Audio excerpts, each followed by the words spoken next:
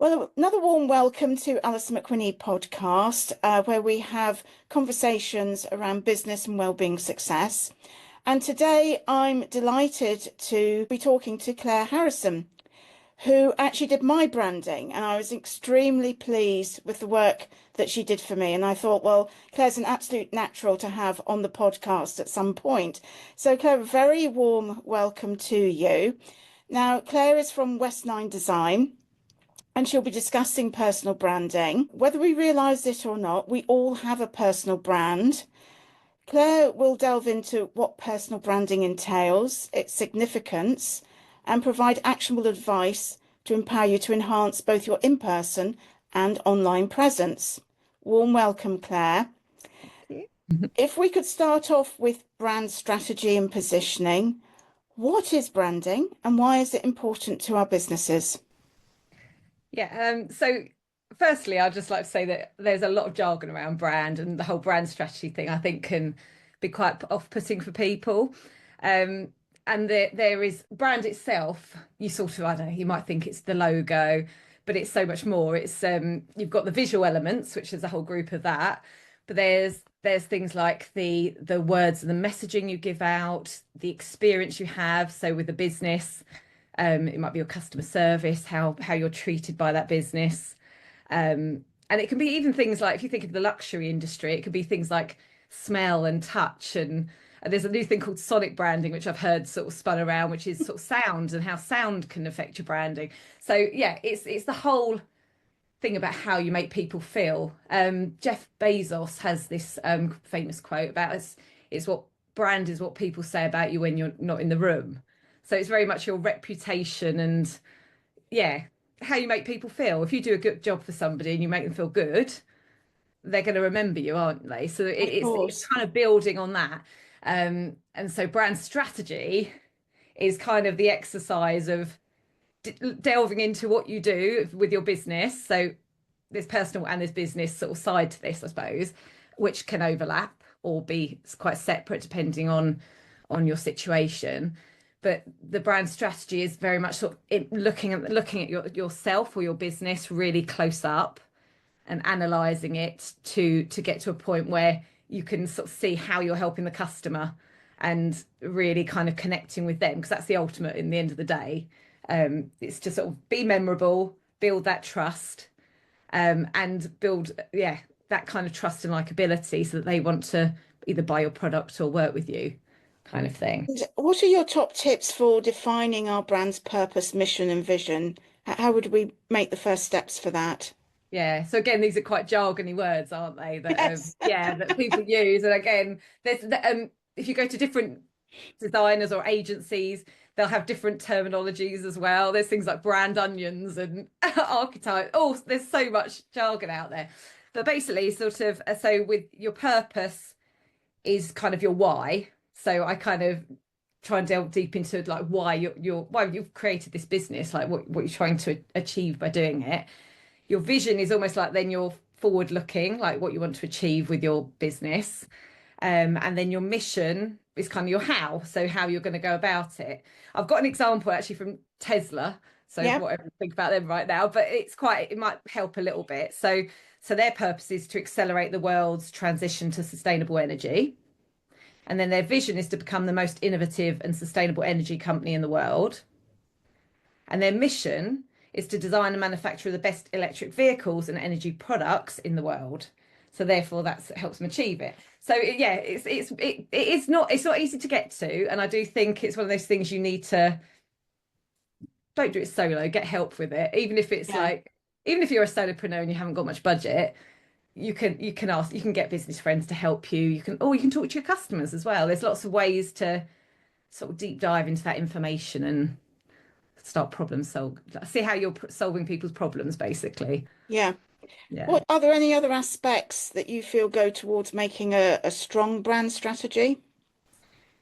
Um, I think, yeah, I think it's doing that work so that you are authentic. So if you know your why and your values that underpin your business, it's sort of showing your true self. And I think these days, I think that's even more More important, important. because I think with AI and all this kind of thing, it can be a quite a sea of blandness, can't it? So it's sort of knowing yourself, and that can then impart on all parts of your business and all those touch points and stuff. If you have employees, it can also help you guide them, and they can speak from that one voice, if that makes sense. Sure. Um, so yeah, and being consistent. So that's what I mean about that, getting that message through as many ways as possible. So it can be consistency visually, in your messaging, in the experience you give your customers. So yeah, so that's one thing I would say is consistency is the key, really. And how would you determine your brand's unique value proposition? So again, very jargony, isn't it? Um, so it's kind of why that people should choose you over your competitors, really. So again, it's related to your what, your why, and your how. Um, Often it's very difficult because sometimes there's no real difference. So, for example, with me being a graphic designer, there's lots of us out there. Like, how do you choose one over the other? And for me, as a sort of small business owner, a lot of it is quite personal branding. So it's people build that relationship with me, and that's the difference, really, is that they're dealing with me and they like how I speak about things, or you know what I mean? You just have that rapport and that connection. But quite often it might be a product that's really no different to others, you know, so it's really hard. So you've kind of got to do a bit of a deep dive. Um, but yeah, there's it's a tricky one. I've got an example here from Uber, which was there's their UVP, unique value proposition, is the smartest way to get round. And of course that's they're basically highlighting the negatives of the old-fashioned member phoning up and getting a taxi and then waiting and then sort of the driver has to try and find you. But of course, so it's made the whole process a lot easier, hence sort of calling it the smartest way. So that's an example, but it's not always that easy to get to. So No. yeah, so don't feel bad if it's not so obvious. It's sort of something you can work on. And how do you suggest we develop our brand positioning? So I mean, what you want to do really is sort of getting a strategy to help you stand out, isn't it, really? Yeah. So again, I think it's working out those slight differences. So it might be you've got an eco brand, or it might be you can align your values with your customers, that kind of thing. Um, you can talk to your customers if you can. Mm. Whether it's surveys, depending on the size of your business, it could be surveys, or it could just be having chats and exploring kind of what their pinch points are, what their problems are. Um, but yeah, it can be difficult. Oatly, for example, they've got I don't know if you've seen the Oatly branding. So they had to differentiate not only against the dairy milk market, but also all the other kind of alternative milk. So they kind of very much use their visual branding. So they went very bold, and they've got quite their verbal messaging is also quite fun and quite quirky. So you can kind of branding can actually help make that difference, if that makes sense, when you have got a sea of sameness. Um, but yeah, it's not an easy thing to get to. I think you've just got to work on it, and when you've got something, it's that consistency again. I think you've got to remember that human brains like you to make life easy for yourself. So by being consistent and turning up consistently with your messaging and your look and feel, it will make when they need to choose that product or service, they think of you. That's the thing. Yeah. You've got to remember that, yeah, make it easy on people's brains. Do you feel that it's better for brand focus to be niche or more broad market Mm. I think there's pluses and minuses, and it very much depends on your kind of the business and the size that of your you're in? business. Yeah, I think when you're starting out, it's kind of tempting to do everything because you might be just wanting to get work in, um, and completely get that. But it's quite hard in terms of you. So when I'm out networking, for example, I remember very early days, can't even remember the name, but it was a lady who did personal branding, and I remember she I thought, are you a stylist? Are you a coach? And I remember going on a website and it had branding, website, coaching, styling, literally had everything. And I thought, "Hey, I don't, and she was definitely a one-person business. And I thought, how can you be the expert in everything? Like, I'm not saying she didn't have skills in them all, but I just thought it just, yeah, I wouldn't know where to start with that person if I wanted help. Mm. Um, and it was almost they were, yeah, the opposite of a niche. It was like they were trying to do absolutely everything, and it left me as a potential consumer confused. So, and I think if people have got a niche, it's much easier to remember them. Um, you know what I mean? When I'm coming to refer, so it might be somebody who specializes, I don't know, in doing makeup or styling, and then but that's quite particular. So when I know of a friend or colleague or business person I meet who needs that, it's easier to for me. It's easier for my brain to remember. My brain is not always the best at remembering. So yeah. So but there's advantages and disadvantages, and I think every business is different. Um, and I think if you're really stuck, then perhaps you need to speak with a business coach or someone you can really knock ideas around with, because there's no hard fast answer, I think. A lot of it is in the prep work, isn't it? I'm sort Yeah. of sensing before you get to even promoting Yeah. the brand. And Yeah. probably you have a gut instinct of whether you should niche or I mean, I've kind of niched in that I know what I don't do.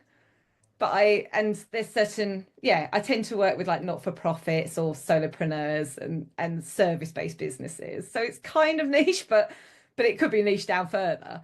But I quite like variety in the Yeah. creative work I do. So yeah, Yeah. it's I sort mean, of in my find business, what works for you. in my business, I do several different things, but I like Yeah. the variety, and I've got the skill set to do it as well. Yeah. I've done those things elsewhere, Yeah. um, and it is about the variety and your own satisfaction as well. Yeah, I've tried not to definitely. go too broad. I know. No, it's very tricky, isn't it? It's Yeah, just yeah, and very early days, I think it's really hard in your business as well because it evolves. That first year or two, even in mine, even though I'm quite specific in the skill I provide, even then it was still a learning curve. yeah, So yeah, and I think and it's also working out where the demand is out there and that kind of thing. So you only learn that from actually being in your doing business, it. doing the work. So yeah, so it's an interesting area. You could talk about that for an hour, I'm sure. In terms of brand identity and design, how do you go about creating a compelling brand name? Yeah, there's people out there who do this for a living. So it's not something I profess to be an expert in. Like so for example, with my name, I kind of came up with some quite quirky ones and but then you have to run lots of checks. So you have to check is the Mm. domain free or is it already on Companies House, for example. Um, and then is there other meanings to the word? There's lots of things like that you have to think of. And I actually did a survey because I basically went before I went out on my own. I chatted to anyone I know who had their own business. I took them for a coffee and quizzed them about it. And that and friends who I talked about it. And I end up sort of doing a little survey online with like, I don't know, 3 or 4 names and sort of say, so which ones of these are your favourite? Which ones feel the best? And then West Nine Design was created from that. So they all sort of helped me across the line. But yeah, there is no hard fast rule. I think you've just got to make sure you do your checks. Yeah, And definitely get second opinions on things because there might be things you don't spot.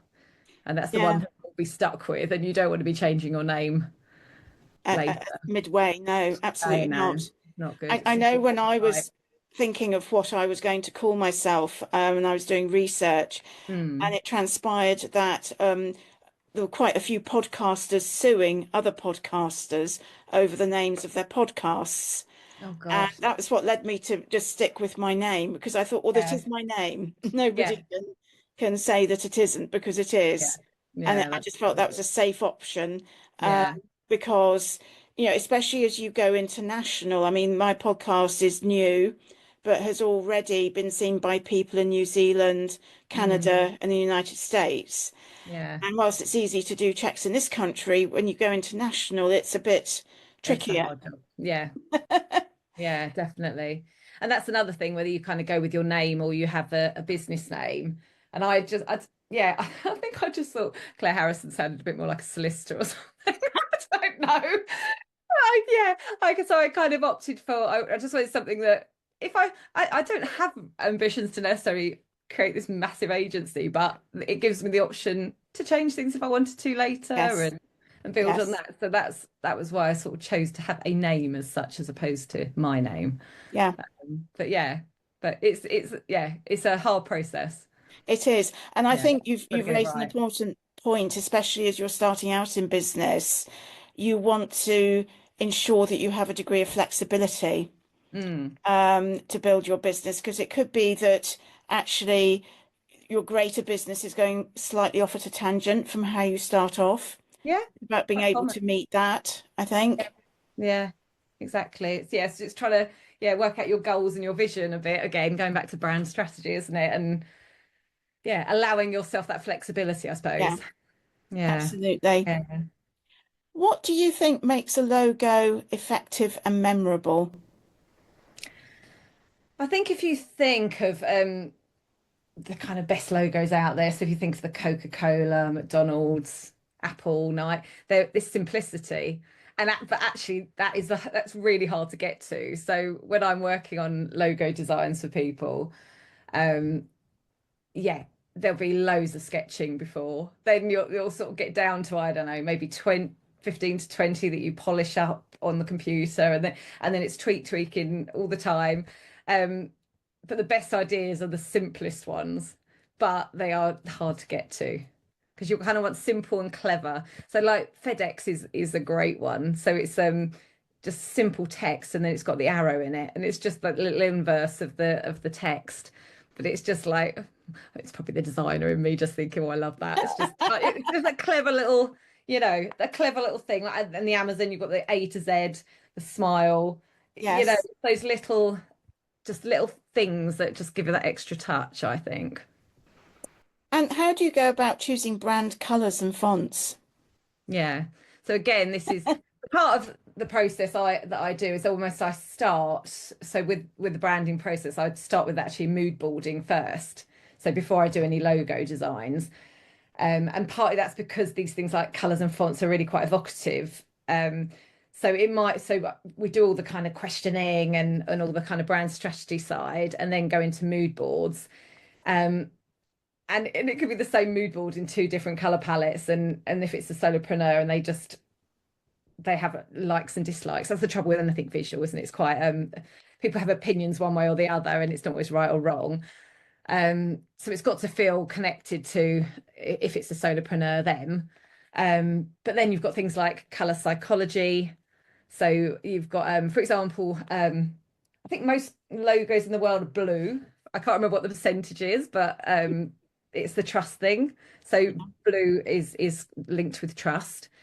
And then red is actually meant to make you hungry. So it's like Oh, lots of little, so you see a lot of eateries and things like that using the red. So there's a lot of sort of psychology. I use yellow, which I just like to bring happiness and all it's kind of a cheerful kind of color. But yeah, there's a lot of color psychology. Um, and then even within the colors, you've got tones. So you can, if you're having, for example, a yellow, you can still quite tone it down, or it can be punchy and bright.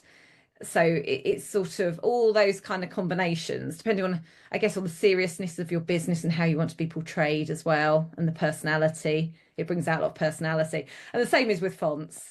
So yeah. yeah, I mean, I can't remember what the fonts are called now, but there's sort of statements that if you put it in, blood curdling kind of drippy, bloody font, it has a very different effect to a curly whirly kind of one or Comic Sans, or they can be quite.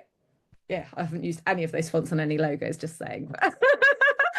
But yeah, you get the idea that it all adds to that personality. Yeah. So quite often with sort of more, I don't know, serious, somber kind of, not somber necessarily, but serious professional might have more serif fonts, where it's got the little flourishes at the top and bottom. And that gives a level of professionalism and that kind of thing. But you see a lot of sans serifs now, don't you? Like Helvetica and Yeah. Arial, and that there's a kind of sea of that. But yeah, there's a mixture. But there's a lot of things that go into it. And then it's how you combine them. So Yeah. all the things. have a different effect. So that's why I start with a mood board that has a combination of colours, fonts, and images, and it kind of gives a different flavour. So it helps direct the visual side of it. And then I would then go into creating logos given that direction. Sure. So it kind of what it works in a way that all the talking and verbal stuff that I've worked on with a client, it's a way of sort of then aligning our visuals, if that makes sense, because what I think of is not what you think of. Yeah. So it's a good way of kind of getting you on the right track, I suppose. I was absolutely delighted with what you came up with for me. And I use this screen now if I'm on a Zoom. I do a lot of meetings by Zoom, not necessarily just broadcasts. And because I've got retreats in my business portfolio and healing, I wanted blue as the colour because I felt that was a very calming colour. And then you came up with the idea of the ripples in the background as well, which I absolutely adore. And I've had several comments, unsolicited comments, when I've been in meetings in Zoom, that people are just looking at my background because they find it so relaxing to look at, which is wonderful news considering the business I'm in. Exactly. You just hit right on the mark there. Well, that's it. That's what you want. It's kind of evoking that feeling, which is exactly. So and you know, I remember one came on and said, I've had such a stressful morning and I'm looking at your background and it's just relaxing me. And I thought, crikey, we haven't even started yet. Job done already. What do you recommend a brand style guide should include? I'm thinking particularly where people are not just a solopreneur, but have employees, volunteers, doing things. So the typical brand guideline. So you tend to have a brand toolkit, which has got logos in various formats, and you might have a favicon, which is a sort of small version of logo, a bit like you have there with the AM, or that is one. But that can be used where it's really used small. And then it has specifications of like where you might have the logo, how the typography would work. So not just the fonts, but whether they're left aligned and that kind of thing. Obviously color palettes.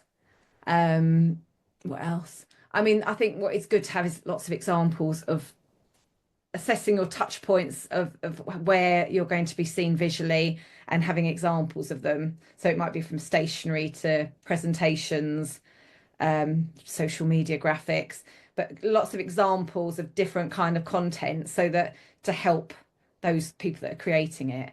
And the best thing to have alongside that guidelines is to have templates, especially if people aren't designers as well, so that they can easily go in and create and have that consistency again.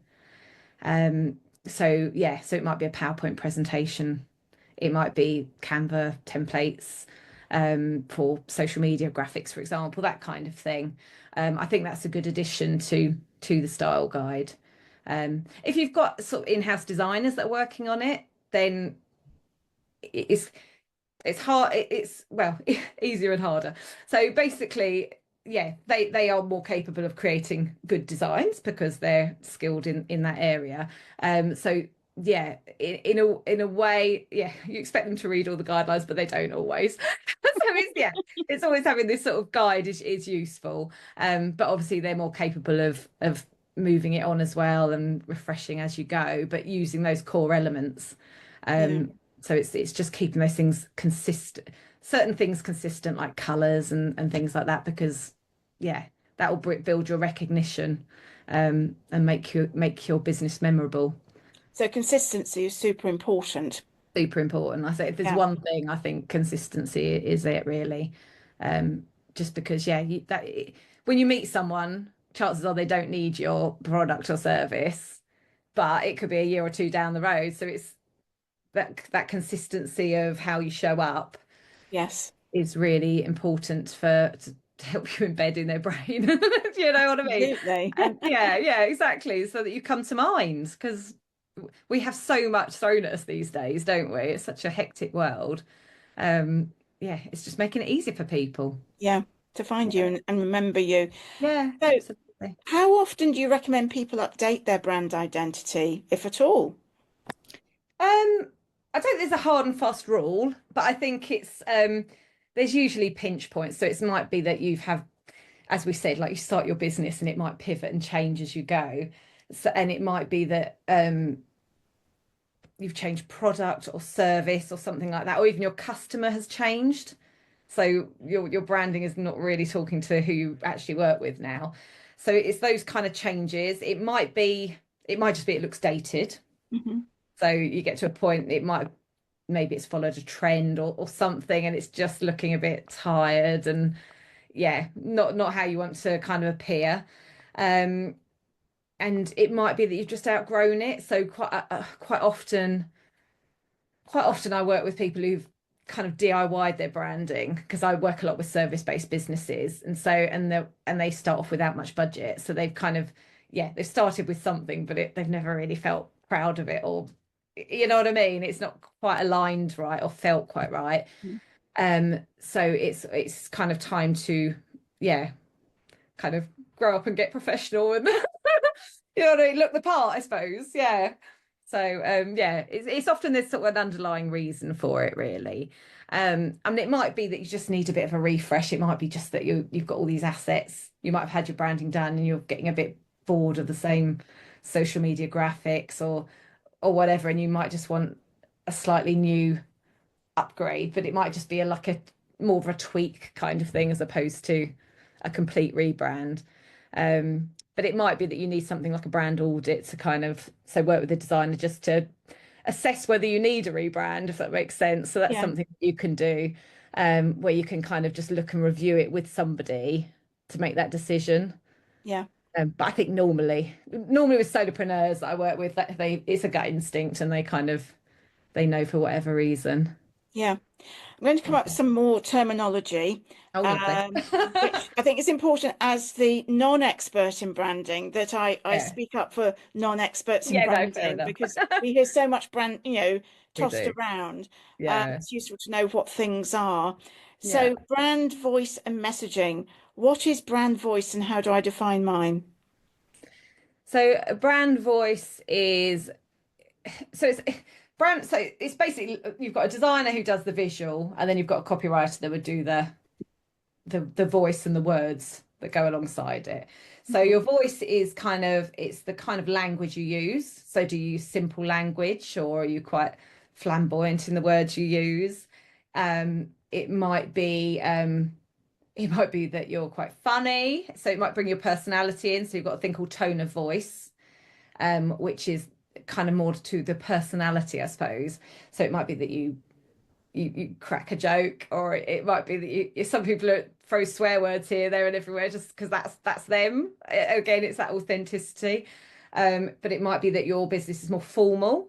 So it's getting all that kind of underlying tone and that kind of thing in. And then the messaging is more the kind of the actual messages you're giving to your potential clients and the actual content, I suppose. So with that, you would work with a copywriter. So sometimes I would work with a copywriter. So the two of us would work together with a client. So I would work on the visual and they would work on the words. But it would be a very similar process. They would need to get to, it would often be that we'd start with a kind of 3 clients and us 2 sitting down, and we would ask similar questions to get to that point of really knowing oneself or knowing your business, or both, and kind of and working that through. And then very much like with the brand style guide, with the visual side, you also can have a tone of voice guide as well.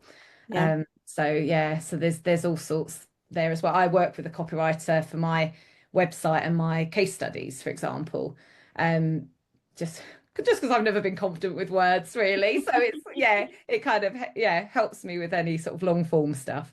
So yes, that's good. And then obviously you can get help with AI, but again, AI is only as good as what you feed into it. So having that tone of voice, that work that you've done can help improve that, really, rather than it will be a sea of blandness in the words, if that makes sense. So it kind of helps you have to edit it, I suppose, so much. So yeah. Do you feel that storytelling can help a brand? Yeah, definitely. I think again, this is sort of personal brand. I think a lot of the big companies probably jealous of small companies where they've got a kind of a face to the business, if that makes Mhm. sense. There's quite a lot of, so for example, I get my coffee pods from Coffee and Kin, and they often I often get a little postcard from Ruth, and like you get an email with a story on, and but I think people like to buy from people, Yeah. and so that's a real sort of quite a valuable thing. Um, and with sort of big brands, they don't really have that as much, which is quite often why when you go into like maybe they'll use influencers and ambassadors to kind of get that people side to their brand, Yeah. because yeah, they haven't got a face as such to it.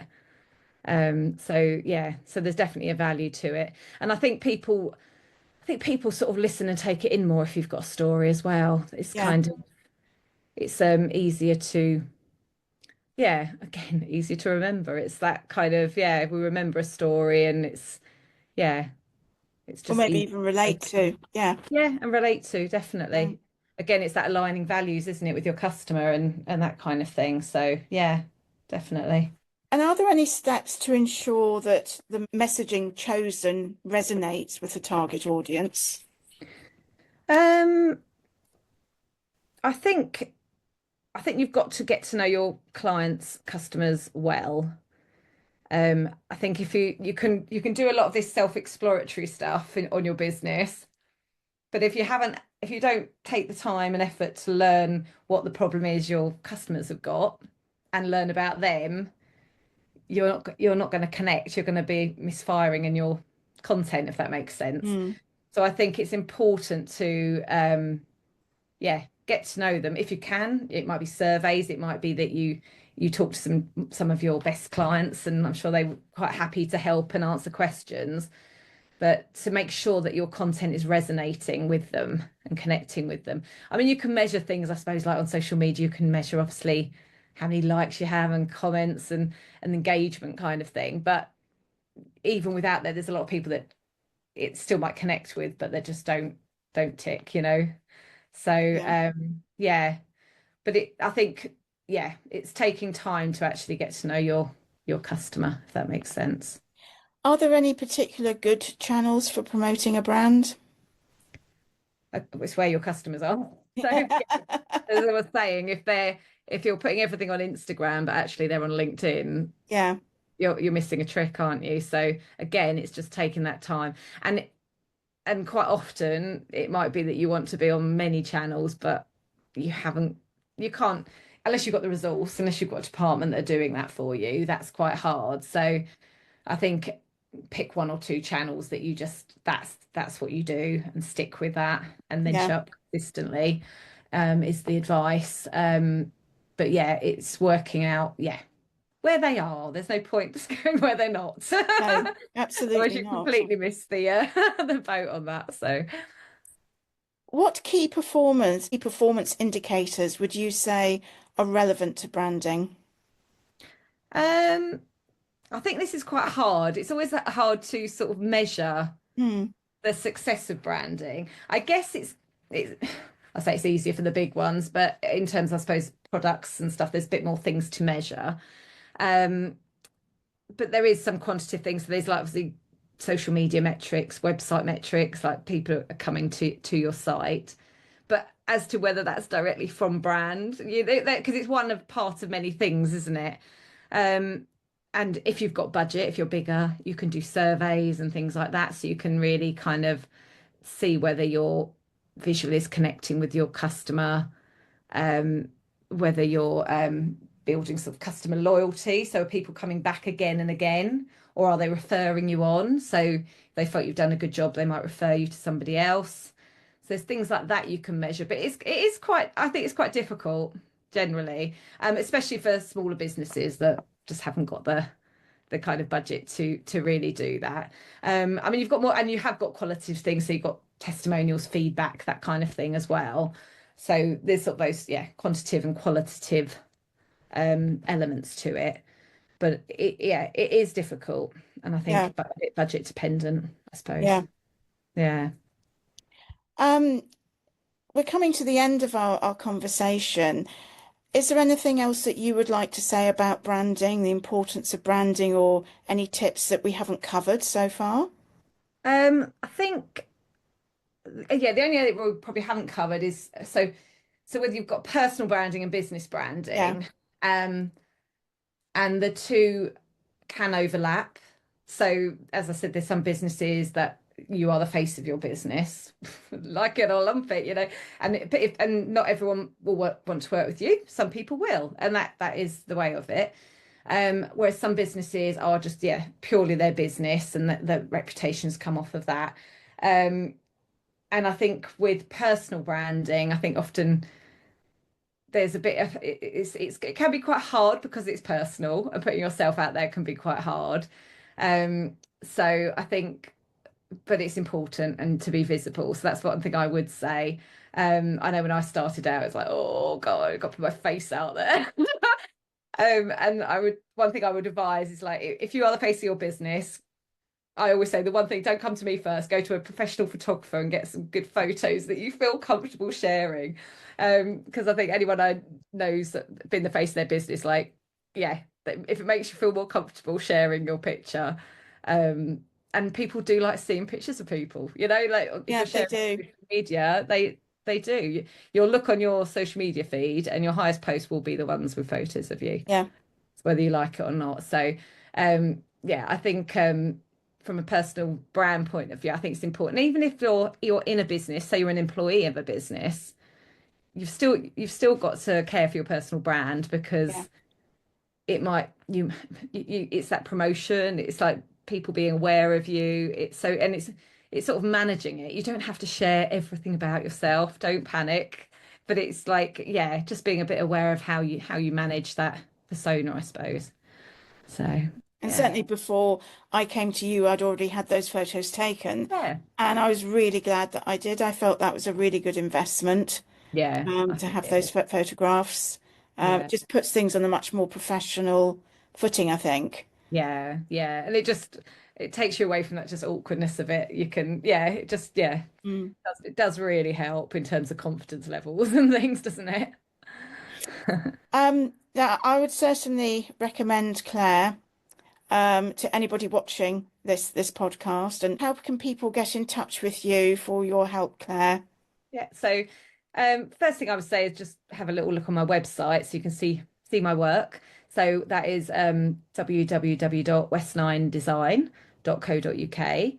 And on there you can view my portfolio and see the kind of work I do.